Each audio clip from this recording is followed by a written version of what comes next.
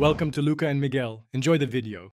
In this video, I will explain how to make your CLA 250 faster. We'll cover key modifications that significantly enhance performance. These steps can transform your driving experience, giving you more power and responsiveness on the road. It's about unlocking your car's full potential safely and effectively.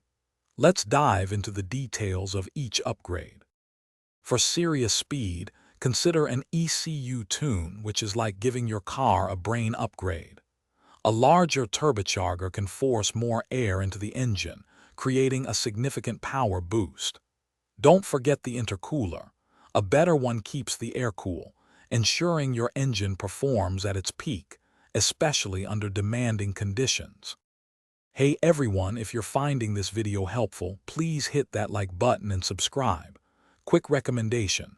Just like you want your car to perform its best, your feet deserve the best too.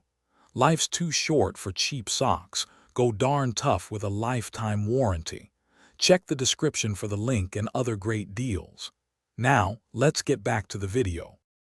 With more power comes the need for better control. Upgrading your brakes is essential for safety, allowing you to stop effectively.